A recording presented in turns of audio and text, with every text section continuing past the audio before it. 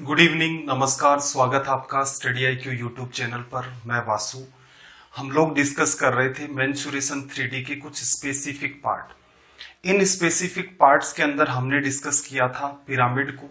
Pyramid में सारे ही pyramid discuss कर लिए थे। ऐसे पिरामिड जिनका बेस एक स्क्वायर या वर्ग होता है, रेक्टेंगल होता है, ट्राइंगल होता है, पेंटागन होता है, रेगुलर हेक्सागन होता है। तो ये तो पिरामिड का अपना पार्ट था। इसके बाद हमने डिस्कस किया था टेट्राहेड्रोन या फिर समचतुष्फलक को। फिर हमने एक पार्ट डिस्कस किया था प्रिज्म, कि प्रिज्म क्या होता है, इसमें क्या बातें आपको ध्यान रखनी है। तो इसी सीरीज के अंदर एक इंपॉर्टेंट पार्ट हमारा और निकल के आता है, और वो पार्ट है हमारा फ्रस्टम। फ्रस्टम कह लो या फिर इसे हिंदी में कहें तो इसे कहा जाता है छिन्नक। ये भी एक तरीके से इंपॉर्टेंट पार्ट है। तो पहले तो थोड़ा सा माइंड मैप बनाओ कि असल में फ्रस्टम होता क्या है। तो देखना, जैसे हमारे पास एक कोन है, एक शंकु है, और इस कोन को क्या किया जाता है, कहीं यहां से ये जो बेस है, बेस के पैरेलल कट लगा देते हैं, और इस शेप को हम लोग बाहर ले जाते हैं। कौन सी? ये वाली शेप। तो ये दिखने में आपको कुछ ऐसा दिखेगा, कुछ इस टाइप से। तो ये वाली जो शेप होती है इसे कहा जाता है फ्रस्टम। क्लियर है? ये तो कोन की बात हो गई। इसके अलावा फ्रस्टम किससे बनता है? एक तो फ्रस्टम आप बना सकते हो कोन या फिर शंकु से, और दूसरा जो तरीका हमारा फ्रस्टम बनाने का वो बनता है पिरामिड से। पिरामिड से भी आप फ्रस्टम बना सकते हो।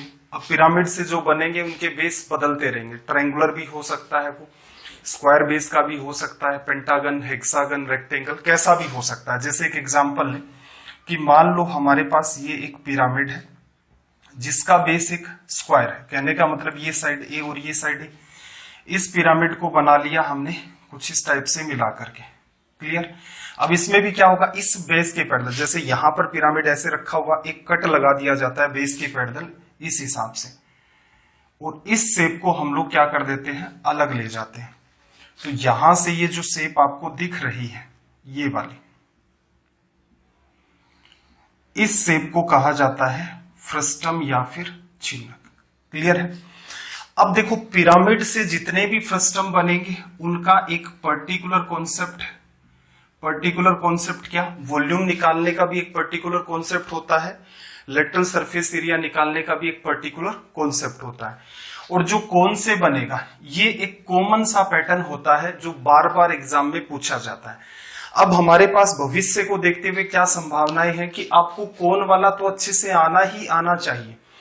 इसी चीज के अंदर हल्का सा आप मॉडिफिकेशन कर देते हो तो उसके बाद पिरामिड से बनने वाले फ्रस्टम का कॉन्सेप्ट भी आपका क्लियर हो जाएगा। उस पर बेस्ड भी वो कैसे भी सवाल आपसे पूछ ले, आप उनको इजी वे में कर दे जाओगे। तो एक एक करके देखो, कुछ चीजें आपको सीधे ध्यान रखनी है, रीजन समझेंगे कि सीधे क्यों ध्यान रखनी है। इसके अलावा भी क्या तरीका हो सकता है इन सवालों को सोल्व करने का, और तरीका वही रहेगा। सबसे पहले हम लोग कॉन्सेप्ट्स को समझेंगे और उसके बाद हम डील करेंगे क्वेश्चंस के साथ। तो देखना जरा, अगर मैं बात करूं कि जो फ्रस्टम आपने बनाया है वो किससे बनाया है, एक कोन से। कोन से बना हुआ फ्रस्टम या फिर छिन्नक। तो इसका डायग्राम आपको पता है किस टाइप का होता है, इस टाइप का। एक सर्कल नीचे बनाओगे, एक सर्कल ऊपर बनाओगे। अभी कट करके आपको बताया था, ये वाला पार्ट होगा। अब देखना जरा, यहां मार्किंग की जाएगी। मार्किंग में क्या कहोगे, ऊपर वाला जो पार्ट है इसकी रेडियस आपने ले ली स्मॉल आर, नीचे वाला जो पार्ट है इसकी रेडियस आपने ले ली कैपिटल आर, इसकी हाइट जो है वो आपने ले ली एच, इसकी स्लांट हाइट जो है वो आपने ले ली एल। अब यहां से क्या करें, एक परपेंडिकुलर ड्रॉ कर लेते हैं। यहां से आपने एक लंब ड्रॉ किया। अब देखना, ये कंप्लीट लेंथ जो है वो कैपिटल आर है, ये यहां तक स्मॉल आर है। तो इस पर्टिकुलर पार्ट की अगर हम लोग बात करें तो इसे हम लोग लिख सकते हैं capital R minus small r. और जैसे ये एच आपको यहां दिख रहा है, तो यहां से लेकर यहां तक की दूरी भी आपकी क्या हो जाएगी, एच।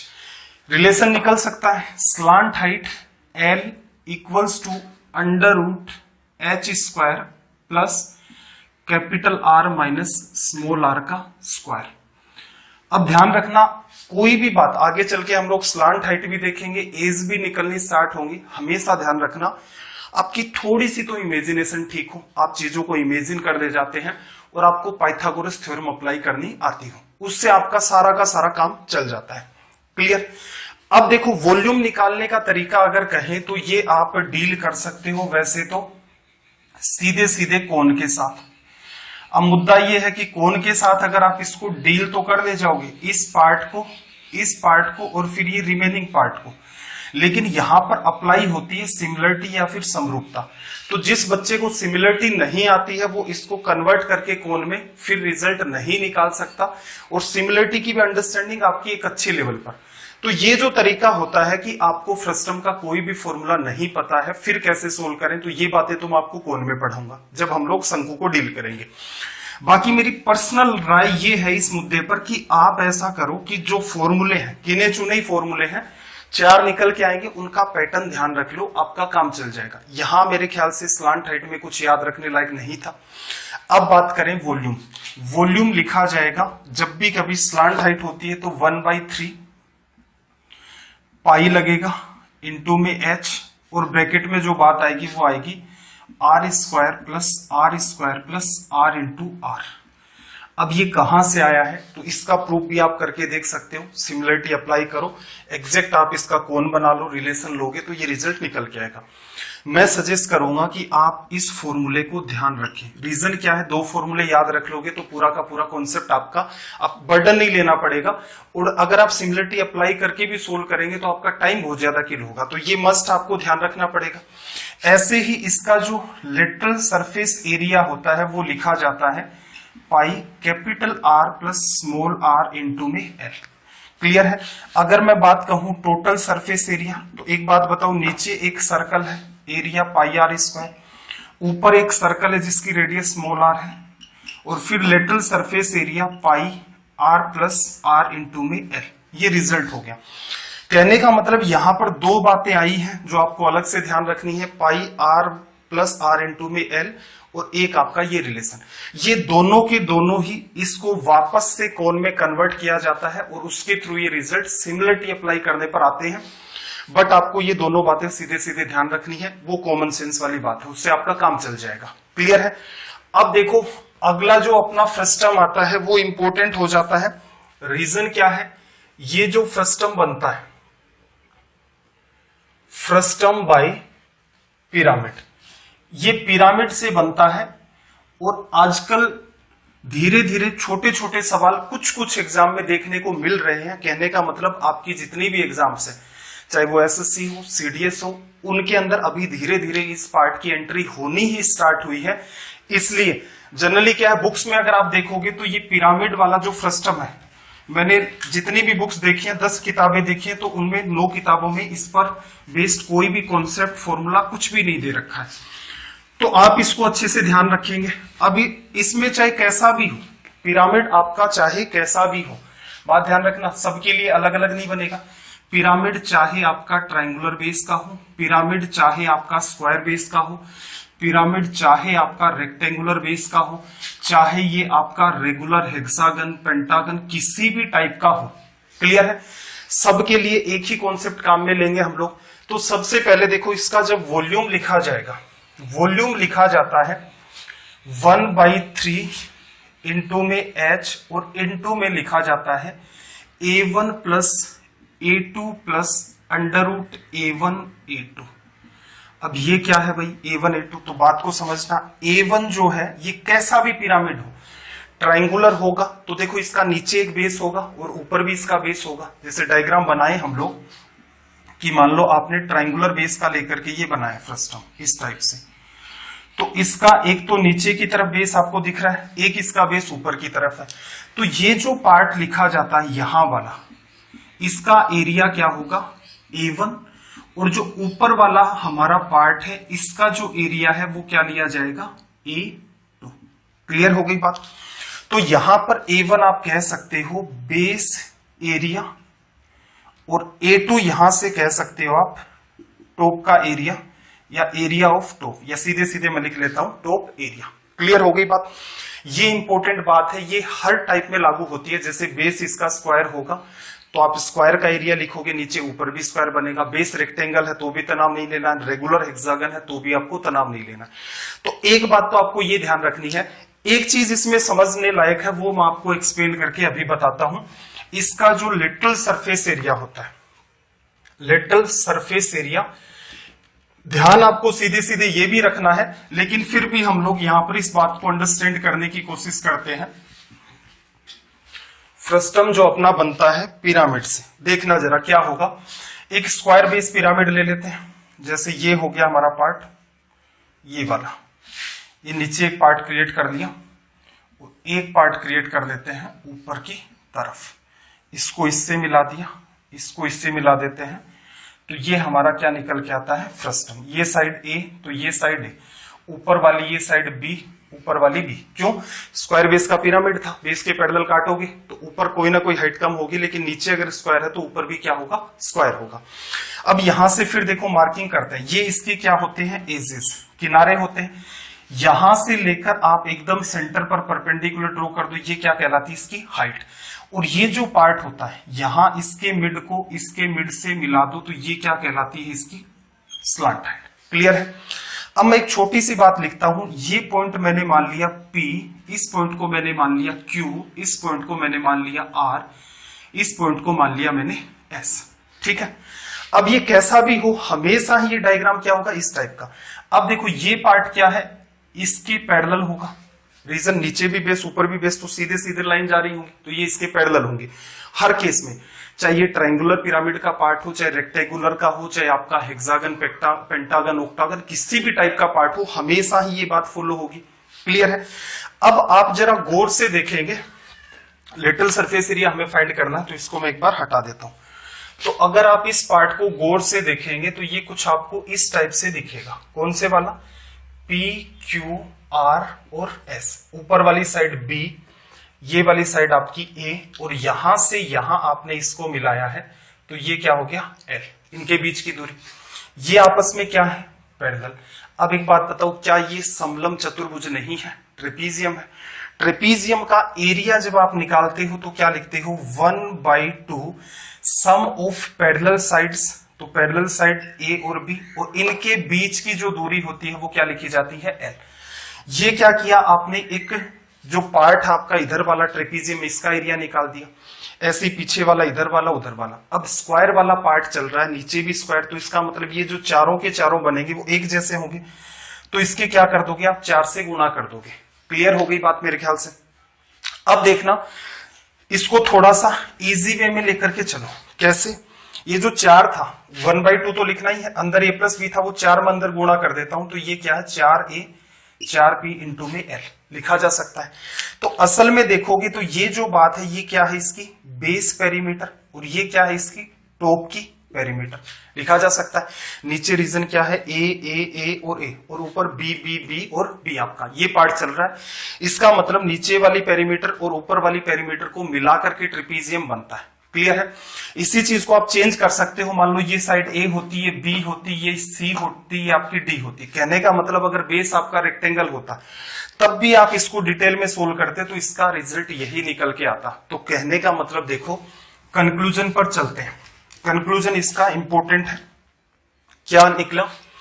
लेटरल सरफेस एरिया जो है वो किसको रिप्रेजेंट करता है, ट्रेपीजियम से बना हुआ जो चारों तरफ का पार्ट है। क्लियर है?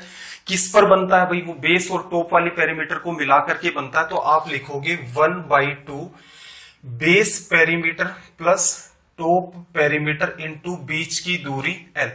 रीजन क्या है, जब आप इसको खोलोगे, असल में तो देखा जाए तो ये फ्रस्टम की स्लांट हाइट है, बट एक्चुअल में देखोगे तो ये ट्रेपीजियम जो है, इसके अंदर जो पैरेलल साइड है, इनके बीच की दूरी होती है।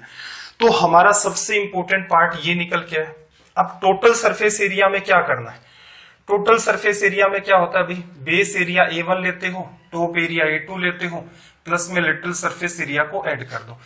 तो 2 चीजें आपको ध्यान रखनी है। क्या ध्यान रखोगे, वॉल्यूम H/3 ब्रैकेट में A1 plus A2 plus under root में A1 इंटू A2। क्लियर है? लेटरल सरफेस एरिया इंपॉर्टेंट है, 1/2 base perimeter plus top perimeter into उनके बीच की दूरी, कहने का मतलब स्लांट हाइट। ये कंक्लूजन हो गया। अब देखो, जो स्क्वायर वाला केस है ये आपको अच्छे से भी आना चाहिए। यहां पर क्या हो सकता है, वो एजेस को इन्वॉल्व कर दे, स्लांट हाइट को इन्वॉल्व कर दे, इन पर बेस कई सारे वो सवाल बना सकता है। हाँ, बाकी जैसे रेक्टेंगल वाला पार्ट है, हेक्सागन, पेंटागन, ट्राइंगल, उसको लेकर आप निश्चिंत रहें। रीजन क्या है, अभी अभी फ्रस्टम की एंट्री हुई है इन सालों के अंदर, क्लियर है, 1-1.5 साल के अंदर कुछ एग्जाम में बहुत हल्के फुल्के सवाल फ्रस्टम पर पूछता है। कौन से वाले फ्रस्टम पर, जो पिरामिड पर बेस्ड है। तो सीधे सीधे ऐसा तो है नहीं तुरंत का तुरंत वो हाई लेवल इंक्रीज कर देगा, पिरामिड में आज तक उसने लेवल इंक्रीज नहीं किया किसी भी एग्जाम के अंदर, तो आप निश्चिंत रहें। फिर भी जो आपका स्क्वायर वाला पार्ट है उसकी बात को समझना। जैसे मान लो ए हो आपके पास, ये ए हो गया, ये बी हो गया, ये एच हो गया, एल पूछ ले, तो देखो क्या करो, आप इस पार्ट को इससे मिला दो और इस पार्ट को इससे मिला दो। ये दूरी a है तो ये क्या हो जाएगी a/2, ये दूरी पूरी की पूरी क्या है b, तो ये b/2, एक आप परपेंडिकुलर ड्रॉ कर दो, कर दिया। ये h है तो ये भी आपका h होगा।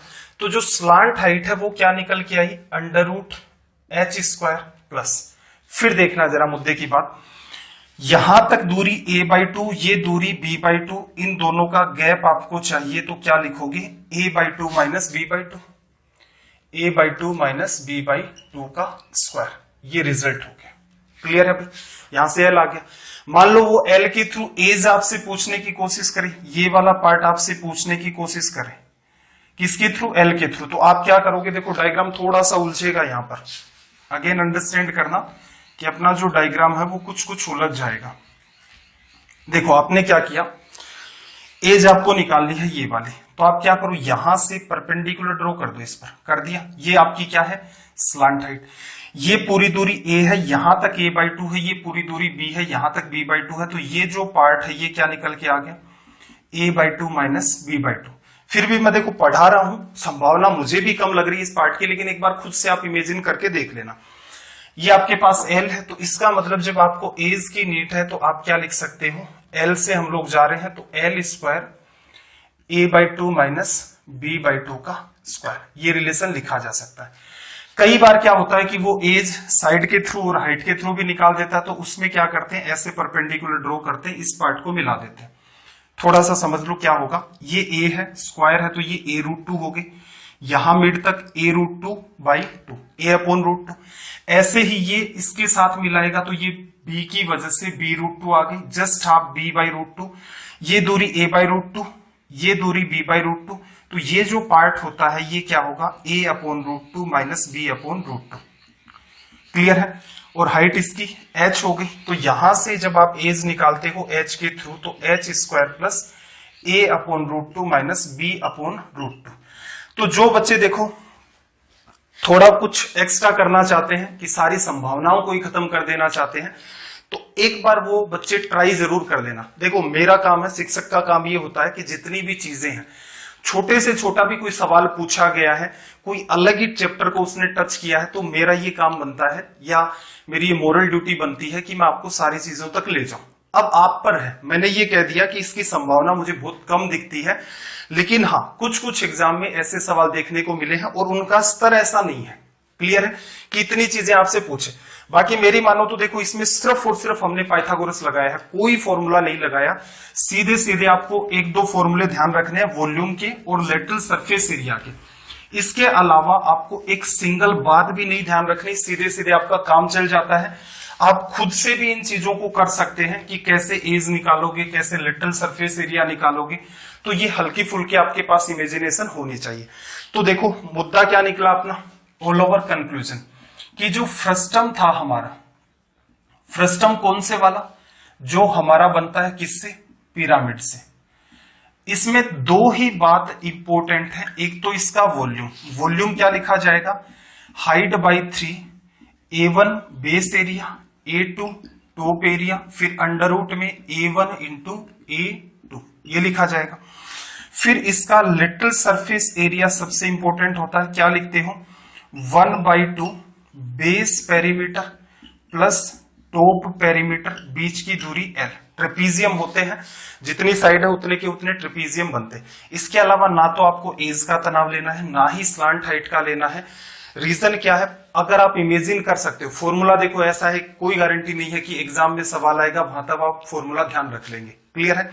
ये तो कंपलसरी आपको ध्यान रखना ही रखना है, लेकिन एज वाले, स्लांट हाइट वाले, तो अपनी इमेजिनेशन को थोड़ा सा स्ट्रॉन्ग करो, उससे आपका काम चल जाएगा। तो चलिए फिर अब आ जाते हैं सवालों पर। सवाल नंबर 1, सबसे पहला काम है क्वेश्चन की लैंग्वेज को रीड करो। आई होप साउंड प्रॉपर चल रही है अभी तक।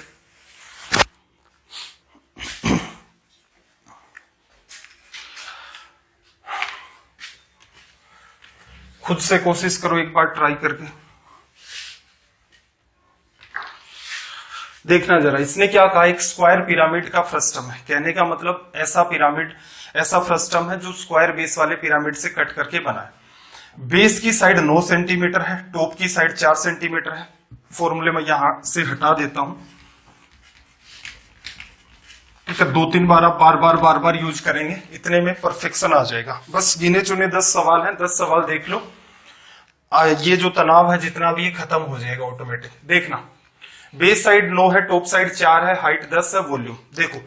फ्रस्टम का वॉल्यूम साथ साथ बोलते जाना, H/3 base area A1 plus top area A2 plus under root में A1 into A2। Similarity apply करके रिजल्ट आता है, आपको सीधे ये ध्यान रखना है। अब देखो एग्जाम पर आ जाते हैं। वॉल्यूम पूछ रहा है तो हाइट कितनी है 10, तो 10/3 हो गया।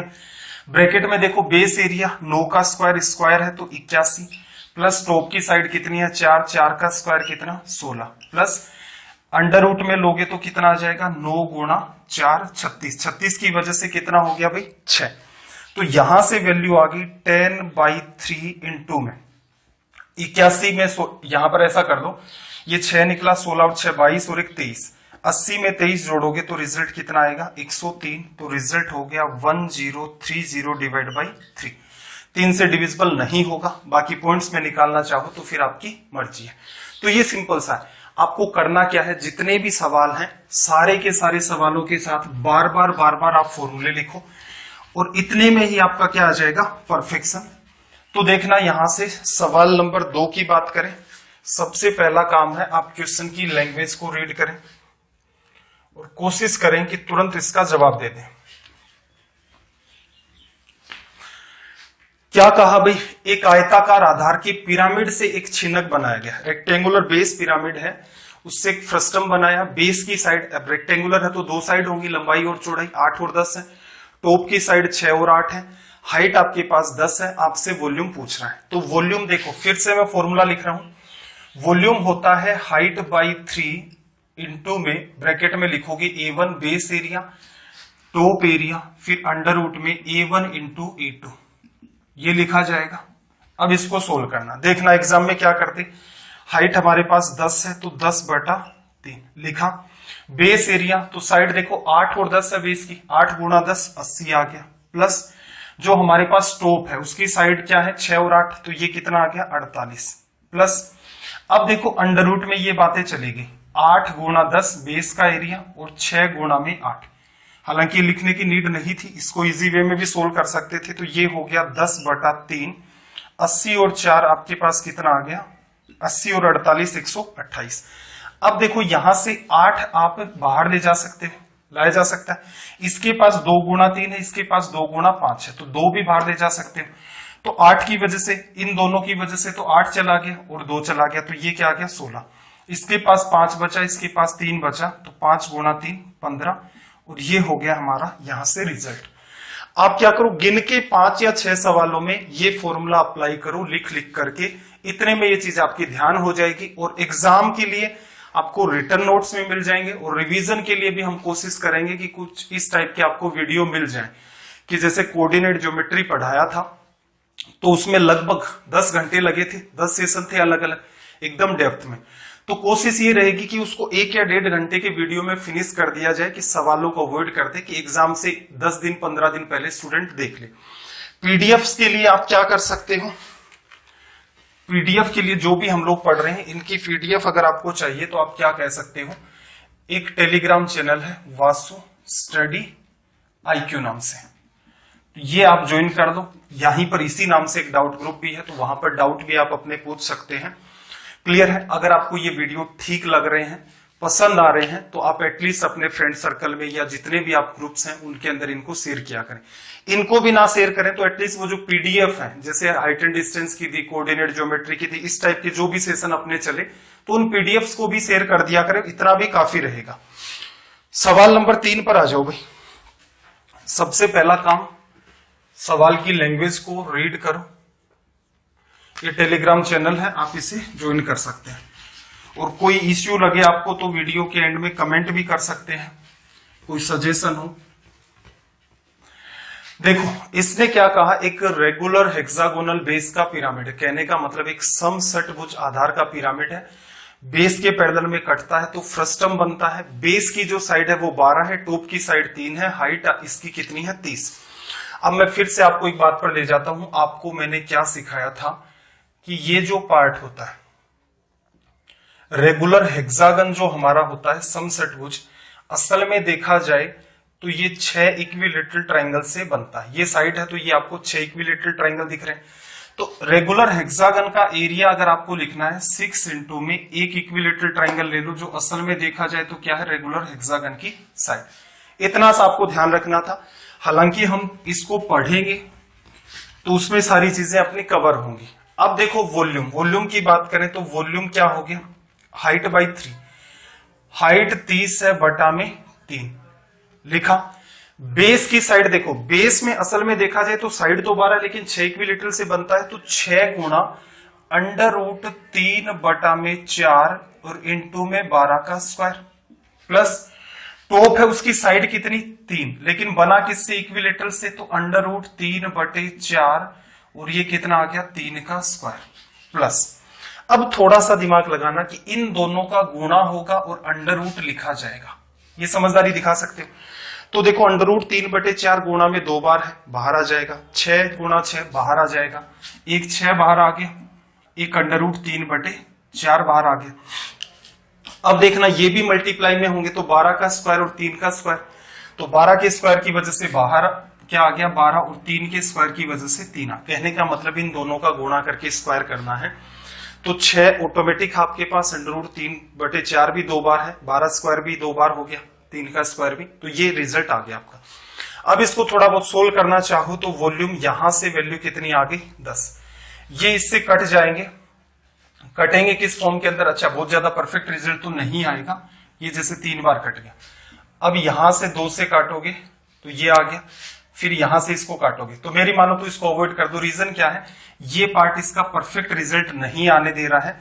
बाकी देखो 12 गुणा 12 3 बार ये कट गया, तो यहां 12 गुणा 3 36, 36 को 6 से करोगे तो ये 216 √3 यहां बनेगा। ये इश्यू क्रिएट कर रहा था, तो 3 का स्क्वायर 9 गुणा 3 27 √3 डिवाइड बाई 2। आगे वाला पार्ट कट गया, 3 गुणा 3 9 गुणा 6 54 √3। अब एग्जामिनर हो सकता है √3 को कॉमन ले ले और इस हिसाब से कोई रिजल्ट बना दे। क्लियर है बात, मेरे ख्याल से समझ आ गई होगी। असल में देखा जाए तो क्या है, रेगुलर हेक्सागन जब से पिरामिड अपने चल रहे हैं तब से मैं आपको समझाने की कोशिश कर रहा हूं कि उसका एरिया कैसे निकलता है। सिर्फ इस सवाल में कैलकुलेशन है, एक छोटा सा फॉर्मूला है वो आपको आना चाहिए। सवाल नंबर 4 पर आ जाते हैं। क्वेश्चन नंबर 4 की अगर हम लोग बात करें तो देखना जरा, सवाल नंबर 4। सबसे पहला काम है लैंग्वेज को रीड करो और कोशिश करो कि रिजल्ट इसका फाइंड कर दे जाओ। देखना जरा, स्क्वायर पिरामिड का फ्रस्टम है, बेस नीचे वाले स्क्वायर की साइड 12 ऊपर वाले की 4, हाइट कितनी है 3, टोटल सरफेस एरिया। देखो टोटल सरफेस एरिया की बात करूं तो बेस एरिया कितना आ जाएगा भाई 12 का स्क्वायर 144 और टॉप का एरिया साइड कितनी है 4, 4 का स्क्वायर 16। लेकिन मुद्दे की बात यह है कि लेटरल सरफेस एरिया जो है वो इंपॉर्टेंट टास्क है। कैसे लिखते हो 1/2 base perimeter plus top perimeter into में क्या होता है स्लांट हाइट।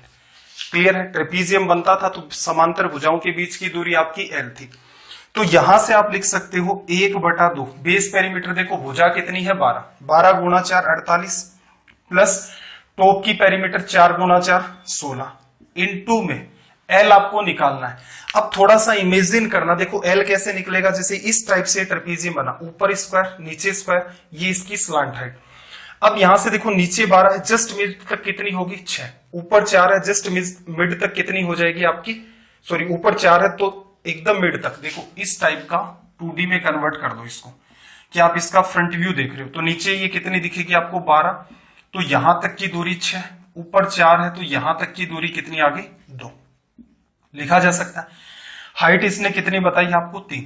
अब परपेंडिकुलर ड्रॉ कर देते हैं यहां से, तो ये आपकी क्या स्लैंट हाइट, तो ये पार्ट कितना हो गया 2, यहां आ गया तो 4, 3, तो इसकी वजह से 5। क्लियर है? या फिर मेरे साथ इमेजिन करके देखना, वापस से कोशिश करो एक बार। देखो क्या करोगे, नीचे स्क्वायर है ऊपर स्क्वायर है, इस टाइप से ये स्क्वायर की साइड, ये स्लैंट हाइट, अगेन ये नीचे स्क्वायर, ऊपर 4 है तो आधी दूरी 2 बच गई, नीचे 12 आधी दूरी 6, सीधे सीधे परपेंडिकुलर ड्रॉ कर दो तो 2 की वजह से 2 तो कवर हो गया, बचा कितना 4, हाइट कितनी 3, 3 और 4 की वजह से स्लैंट हाइट आपकी कितनी आ गई 5। इसको सोल्व कर सकते हैं। तो यहां से देखो 40 50 8 से 14 64, तो ये कितना आ गया 32, 32 गुणा 5 160। तो कहने का मतलब इसमें आप क्या कर दो 160 का एडिशन, तो दोनों का एडिशन करके जो रिजल्ट आएगा वो क्या हो जाएगा भाई 6 और 4 10, 0, 6 7 4 11 और 1 12, 1 2 और 1 3, 320 अपना क्या हो गया रिजल्ट। तो यहां भी देखो आप कुछ चीजें तो ध्यान रखनी पड़ेंगी, ठीक है। जैसे आपको कहा 2 फॉर्मूले हैं उनको ध्यान रख लो, उसके बाद सारा का सारा काम क्या है कि कैसे आप इमेजिनेशन करते हो, कैसे सवालों को आप माइंड में करते हो, इतने में अपना काम चल जाता है। सवाल नंबर 5 पर आ जाते हैं। क्वेश्चन नंबर 5, सबसे पहला काम है क्वेश्चन की लैंग्वेज को आप रीड करें। क्वेश्चन की लैंग्वेज को रीड करो तो देखो रेक्टेंगुलर बेस का पिरामिड था, उसका फ्रस्टम बना लिया, साइड 8 12 है, स्लैंट हाइट इसने सीधे सीधे दे दी। तो देखो total surface area, total surface area में मैं सीधे सीधे क्या लिख लो, नीचे का एरिया 12 गुणा 8 96 हो गया, ऊपर वाला एरिया 9 गुणा 5 45 हो गया। तो ये वैल्यू किसकी है, बेस एरिया A1 जिसे लिखते थे, ये क्या आपका A2। अब देखना जरा टोटल सरफेस एरिया में लेटरल सरफेस एरिया क्या हो गया 1/2 base perimeter, base perimeter side 12 और 8 20 और दूसरी भी 12 और 8 20, तो बेस पेरीमीटर 40 होगी। अब अगली साइड 2 तो 5 5 होंगी, 2 9 9 होगी, तो 18 में 10 जोड़ दोगे तो कितना हो जाएगा 28। स्लैंट हाइट सीधे सीधे दे दी तो आपको यहां तनाव नहीं लेना है। 40 60 68 का आधा करोगे 34, तो ये वाली बात कितनी निकल के आ गई यहां से 340। ये अपना क्या है भाई लेटरल सरफेस एरिया, हमसे क्या पूछा था टोटल, तो 6 5 11 9 10 8 18 3 और 1 4 सेंटीमीटर स्क्वायर। ये क्या हो गया अपना रिजल्ट, इजी वे में कर सकते हो। चलिए सवाल नंबर 6 पर आ जाओ, क्वेश्चन नंबर 6। सवाल नंबर 6 को देखना जरा,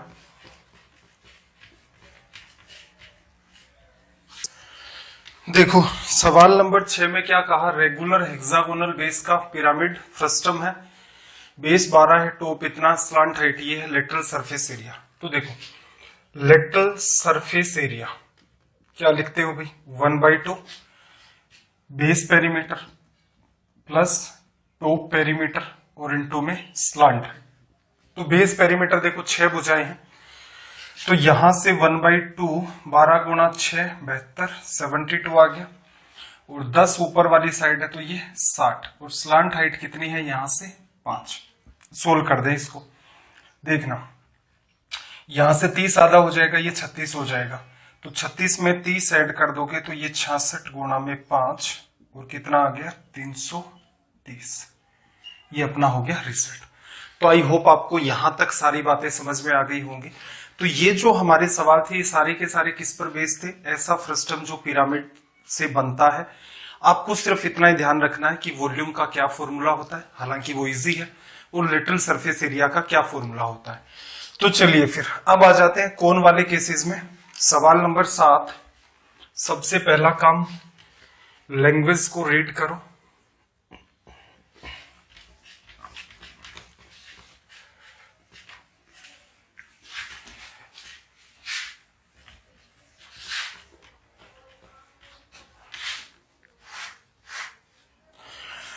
देखना जरा इसने क्या कहा कि एक फ्रस्टम है, ऊपर और नीचे की त्रिज्या 21 और 14 सेंटीमीटर है, छिन्नक की ऊंचाई 60 है, तो आयतन। तो इसका क्या सिखाया था, volume equals to pi H by 3 into में R square plus small R square और आर इंटू में आर। इस बात का आप विशेष ध्यान रखेंगे, ये थोड़ा सा डिफरेंट है। रीजन क्या है, असल में देखा जाए तो सर्कल की भी साइड्स होती हैं, लेकिन होती कितनी है, इनफाइनाइट। तो सिर्फ अगर 3 साइड से लेकर के काफी सारी साइड तक, एन साइड तक वही लॉजिक काम करता है, लेकिन जैसे ही इनफाइनाइट साइड्स हो जाती है वो सर्कल बन जाता है, उस केस में ये फॉर्मूला फॉलो करते हो। अब इसको सोल्व कर देते हैं भाई। ये 22/7 आ गया, हाइट हमें कितनी दी 60 सेंटीमीटर, तो यहां से देखो 60/3 कर दोगे तो ये कितना आ जाएगा 20। रेडियस कितनी है, 21 का स्क्वायर 14 का स्क्वायर और 21 गुणा में 14। यहां से इसको सोल्व कर लेते हैं, तो देखना ये क्या है आपका 21 गुणा 21, तो 3 बार कट गया, 3 गुणा 21। यहां कितनी बार कटेगा, ये तो 3 बार कट गया, ये 14 गुणा 14 तो ये 2 बार कटा और एक आपका 14 रिमेनिंग रह गया। यहां से देखो 22 गुणा 2 44, 440, इसको सोल्व करोगे तो देखना 21 गुणा 3 63 प्लस ये 28 और ये आपका कितना 42, 440 इंटू में 42 और 28 70, 7 6 13 133 लिखा जा सकता है। इसका मल्टीप्लाई करके आप रिजल्ट निकाल लोगे, या थोड़ा बहुत इजी करना तो ऐसा कर सकते थे कि भाई 22 का मल्टीप्लाई या 20 का मल्टीप्लाई इधर से कर देते, 22 को सेपरेट रख लेते और 22 का मल्टीप्लाई करना इजी टास्क है, ठीक है। तो ये रिजल्ट हो गया। बाकी अगर करना चाहो तो एक 0 आ गया, 44 गुणा 3 132 कैरी 2 आ गया, कैरी 13, 44 गुणा 3 132 में 13 ऐड करोगे तो 145 कैरी 14, 44 में 14 ऐड करोगे तो ये कितना आ जाएगा 58। ये हमारा क्या हो जाएगा रिजल्ट। चलिए फिर सवाल नंबर 8 पर आ जाते हैं। 8 हालांकि ऐसा सवाल हम एक जगह डिस्कस कर चुके हैं पहले, इजी कैटेगरी में मान सकते हो इसको, और ये ऐसा सवाल है इसको आप क्या कर सकते हो माइंड में सोल्व। देखना इसने क्या कहा है, कोण है आधार के समांतर, एकदम मिड से इसकी हाइट को कट कर दिया। ये हमारे पास एक कोण था, इसकी हाइट को एकदम मिड से, यहां जैसे कंप्लीट हाइट है ये वाली, इसको 2 बराबर हिस्सों में कट कर डाला। क्लियर। तो ये आपका क्या है, एक फ्रस्टम है और ऊपर एक छोटा कोण है। तो क्या कहा इसने, शंकु के दोनों भागों के आयतन का अनुपात, एक भाग तो ये बना है और एक ये भाग बना। हाइट की बात करूं, यहां से हाइट कितनी, एक छोटा कोण ही बड़े कोण के सिमिलर होगा, पीछे पढ़ाया मैंने पिरामिड वाले सेशन में भी, तो वो आप देख लेना। वॉल्यूम पर जाना है तो इसका वॉल्यूम कितना हो जाएगा भाई, 1 का क्यूब 1, और पूरे का वॉल्यूम कितना हो जाएगा 8, तो इसका कितना बचेगा फिर, पूरे के 8 में से 1 को लेस कर दो 7, तो रिलेशन क्या आ गया 1:7। पीछे जहां पर हमने ये बात पढ़ी थी वहां मैंने आपको बताया था, ये माइंड में कर सकते हो। माइंड में कैसे करोगे भाई, हाइट छोटे कोण की 1, बड़े वाले कोण की 2, वॉल्यूम छोटे कोण का 1 का क्यूब 1, बड़े कोण का 1, 2 का क्यूब 8, ऊपर वाले पार्ट का वॉल्यूम 1, टोटल का 8 है तो बीच वाले का 7। तो यही आपसे पूछना चाह रहा है। क्वेश्चन नंबर 9 की बात करें, सबसे पहला काम इसकी लैंग्वेज को आप रीड करें।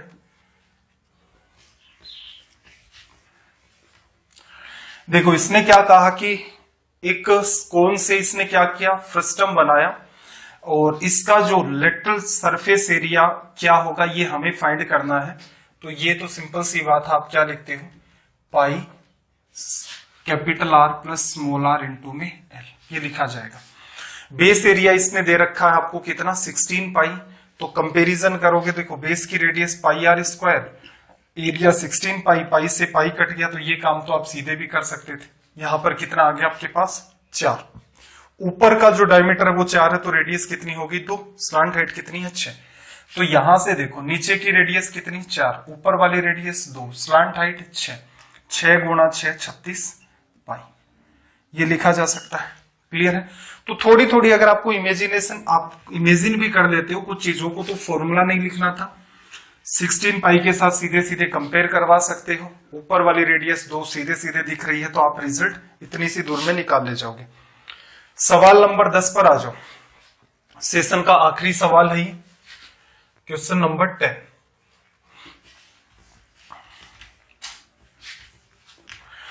देखो इसने क्या कहा कि एक टैंक है और वो किससे जैसा है, फ्रस्टम के जैसा, कोनिकल फ्रस्टम। ऊपर से 8 मीटर चौड़ा है, ये 8 मीटर हो गया। नीचे से कितना है, 4 मीटर चौड़ा है, तो नीचे से कम कर दिया, ये इस टाइप का है। तो इसका मतलब ये 8 है, तो ये दूरी कितनी आ गई, ऊपर वाली रेडियस 4, नीचे वाली कितनी आ गई, 4 है, तो इसका मतलब नीचे वाली 2 आ गई।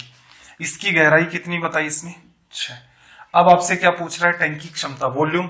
तो वॉल्यूम आपको पता है, क्या लिखोगे, π/3, सीधे सीधे आंसर आ रहा है। तो देखो 22/7 πh कितना, 6 बटा में 3। क्लियर, इतना लिख लिया। r², 4 का स्क्वायर 16, इसका स्क्वायर 4, आपस में गुणा करोगे तो कितना आ जाएगा, 8। देखना जरा यहां से, ये तो इससे कट गया 2 बार, 16 4 20 8 28, 4 बार कैंसिल आउट हो गया। 4 गुणा 2 8, 8 को इससे करोगे 16, 16 और 1 17 सेंटीमीटर क्यूब, ये रिजल्ट हो गया। क्या यहां पर डायग्राम बनाना नेसेसरी था, नहीं। डायग्राम का क्या रोल है इसके अंदर, हाइट आपको दे रखी है, दोनों रेडियस आपको सीधे सीधे दिख रही है, तो आप इस सवाल का सॉल्यूशन इतनी सी दूर में कर सकते थे। तो ये जो हमारा पार्ट है ये कंप्लीट हो गया। फ्रस्टम, फ्रस्टम की 2 कैटेगरी होती है। एक कैटेगरी आपकी होती है जो कोन से बनता है, दूसरी कैटेगरी आपकी जो पिरामिड से बनता है। कोन वाले में क्या ध्यान रखना भाई, वॉल्यूम लिखोगे πh/3 r1² या capital R² plus small r² capital R into small r। Lateral surface area pi r+r into में l, ये तो इसका काम हो गया।